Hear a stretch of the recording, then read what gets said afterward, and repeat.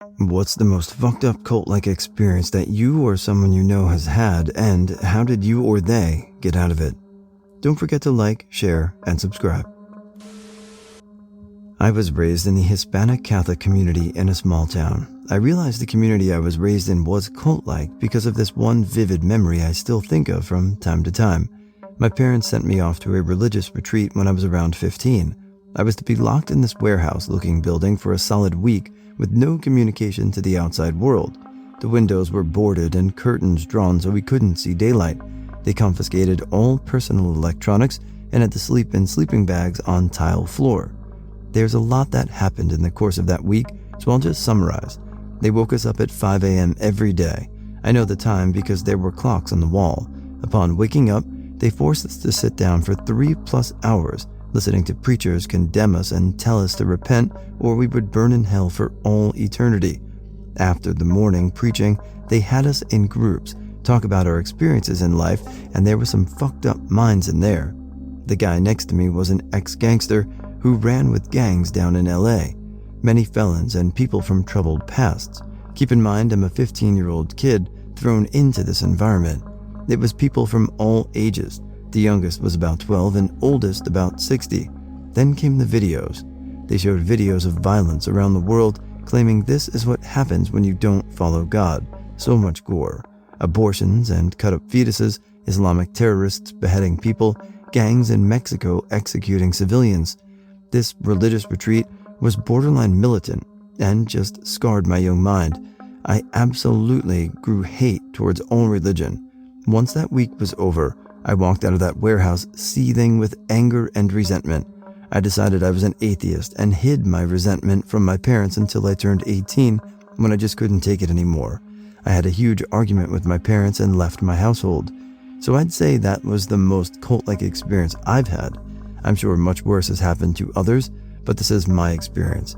It disgusts me that people do this to teenagers and even children. I understand that people have their beliefs and whatnot, but that is no way to go about it.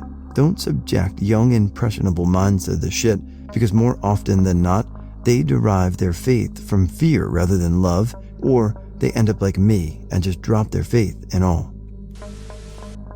A friend was raised in the Children of God cult. Simply put, this person was raised as a sex slave from infancy. This person got out when adult, but has many problems. All I will say about it is the enablers on Bainbridge Island should burn in hell for watching and doing nothing. Thank God there were some that did help this person survive.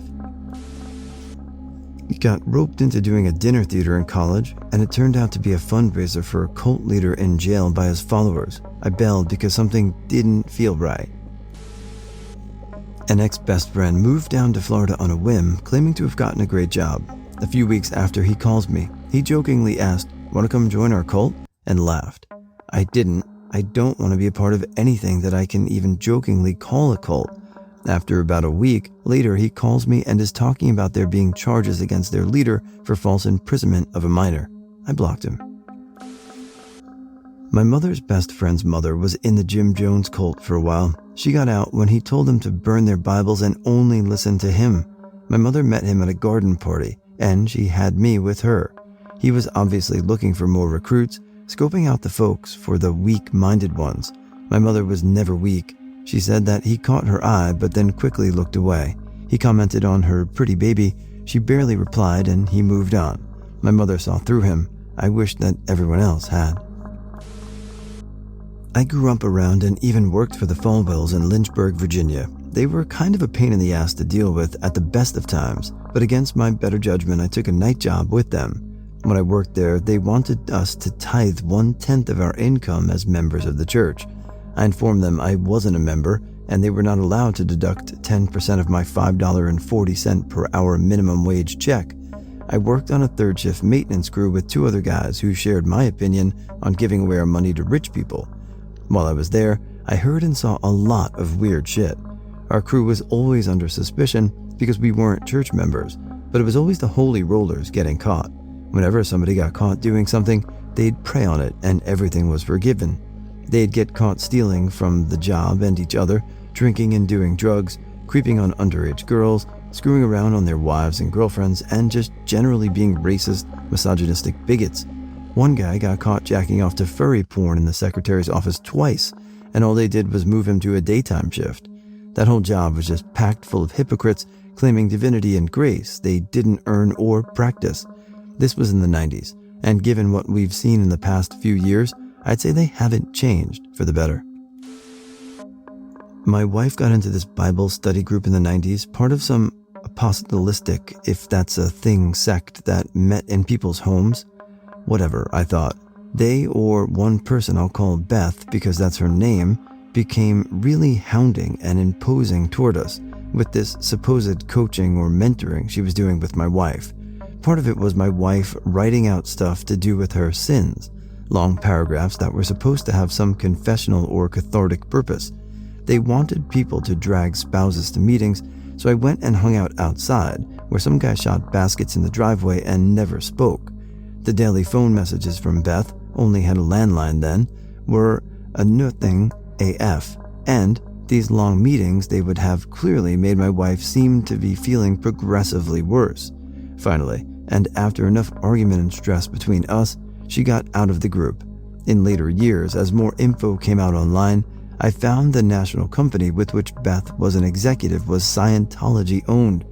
The meetings with my wife seemed a lot like the auditing process, but without the magic cans, and the guy shooting baskets was no doubt a minder. Her sins are probably being kept in a vault with thousands of other people's whom they may want to blackmail or undermine. TLDR. I believe Scientologists tried to recruit my wife through a conventional-seeming Bible group. Once in 7th or 8th grade, a friend invited me to a church sleepover. I had no clue what I was getting myself into. I was wearing a Metallica t-shirt, nothing gory or inappropriate. It just had a picture of the old man from the Enter Sandman video on it.